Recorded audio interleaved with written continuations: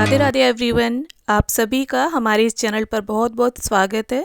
आज की इस वीडियो में मैं आप सभी को तुलसी विवाह की विधि बताने वाली हूँ और तुलसी विवाह की सभी रस्में मैं आपको स्टेप बाय स्टेप इस वीडियो में बताऊंगी, तो वीडियो को अंत तक ज़रूर देखिएगा।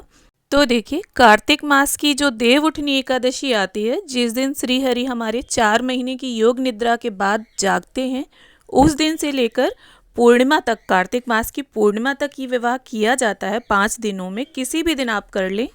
तो देखिए, तुलसी जी का विवाह, भगवान आप तुलसी जी का विवाह संपन्न करा सकते हैं। और देखिए, तुलसी जी का विवाह अगर हम कराते हैं तो हमारे लिए बहुत सौभाग्य की बात होती है। और तुलसी विवाह की इस विधि को आप बिना ब्राह्मण को घर पर बुलाए स्वयं से भी बड़े ही आसानी से कर सकते हैं। तो देखिए, यहाँ पर मैं खुले में कर रही हूँ, छत पर ही मेरी तुलसी मैया हैं, तो वहीं पर मैं ये विधि कर रही हूँ। तो देखिए, जगह को आप थोड़ा साफ़ सुथरा सा कर लें जहाँ पर भी आप ये विवाह संपन्न कराने वाले हैं।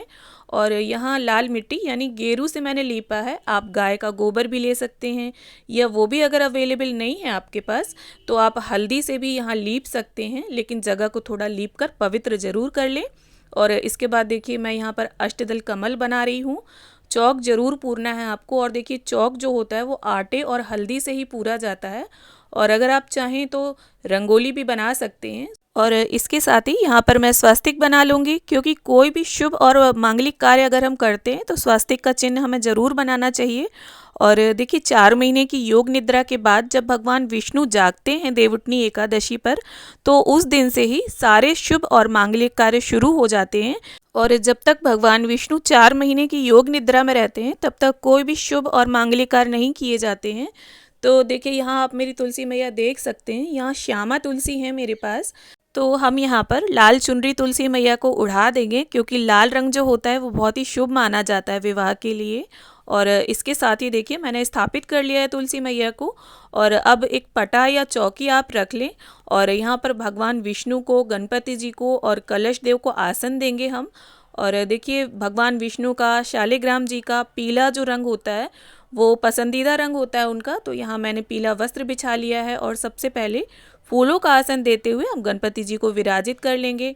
और इसके बाद देखिए, थोड़े से तिल का आसन देते हुए हम यहाँ पर कलश की भी स्थापना कर लेंगे। यहाँ मैंने एक कलश लिया है, उस पर स्वस्तिक बना लिया है, कंठ पर मोली बांध ली है, और गेहूं से भरा पूर्ण पात्र रख लिया है, अशोक के पत्ते लगा लिए हैं।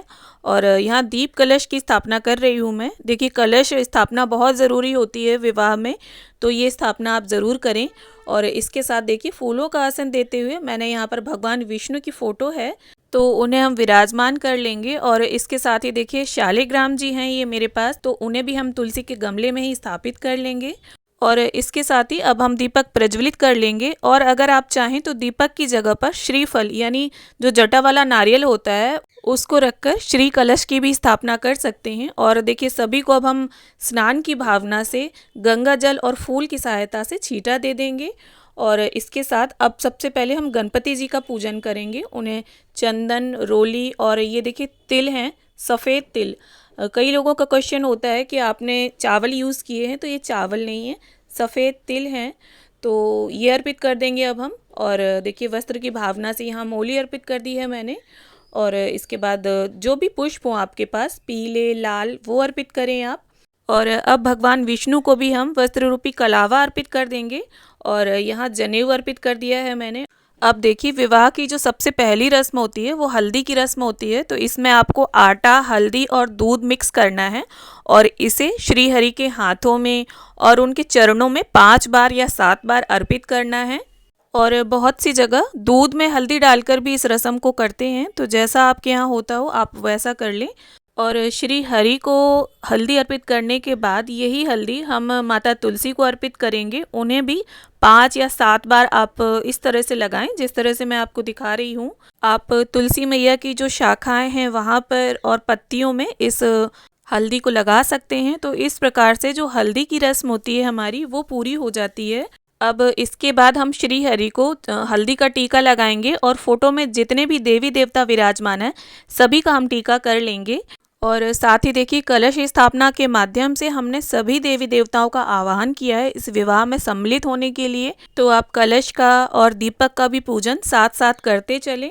और यहाँ इसके बाद अब हम तिल अर्पित कर देंगे सभी को। और इसके साथ ही देखिए शादी पर हमारे यहाँ कन्या को हरी चूड़ियाँ पहनाई जाती हैं।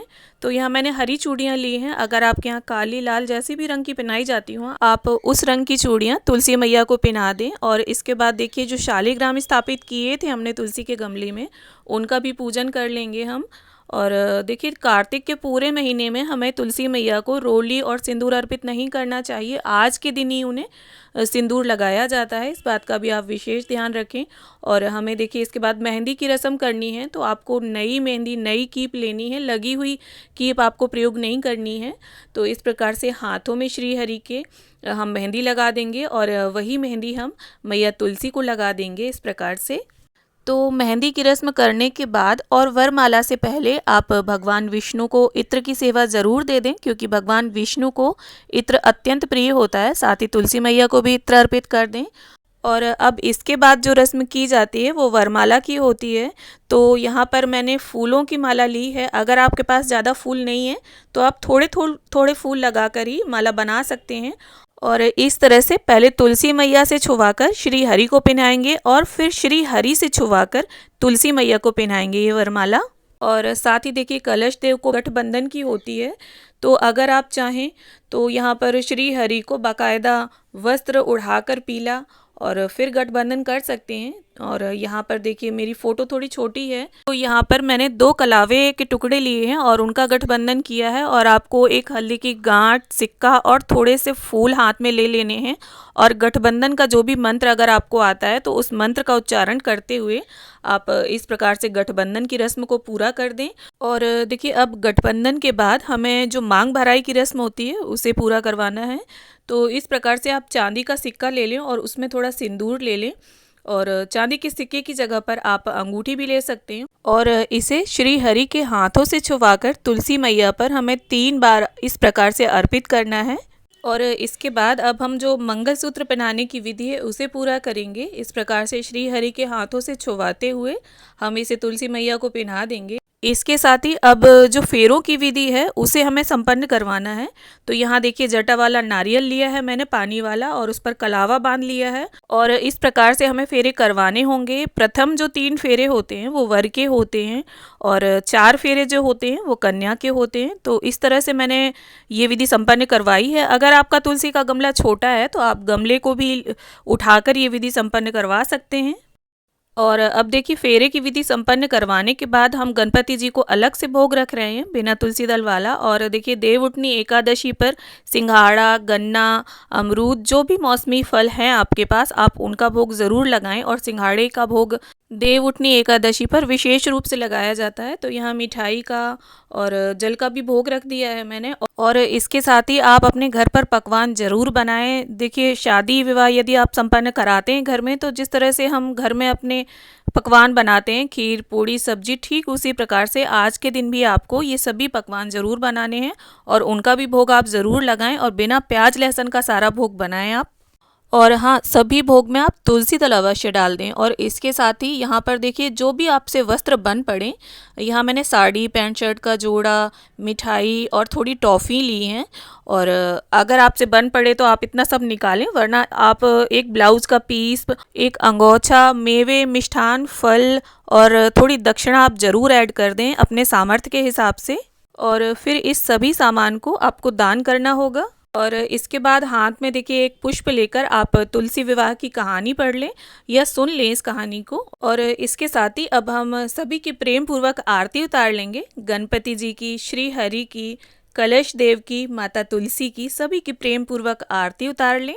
और देखिए कार्तिक का जो पूरा महीना है वो तुलसी पूजन के लिए विशेष होता है। तो अगर आप ज़्यादा कुछ नहीं कर सकते तो डेली एक दिया तुलसी जी के समीप ज़रूर दान करें।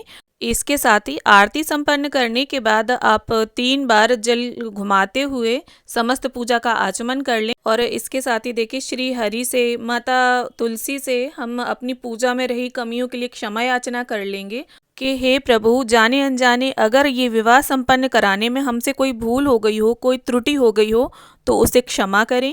इसके साथ ही अब हम देखिए 5, 7, 9, 11 जितना आपका सामर्थ्य हो उतनी फेरी लगा लेंगे।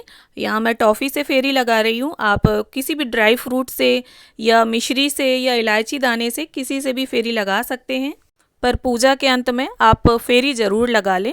और यहाँ पर मैं एक बात आपको बता दूं कि एकादशी के दिन को छोड़कर यदि आप विवाह संपन्न कराते हैं तो आप चावलों का प्रयोग कर सकते हैं।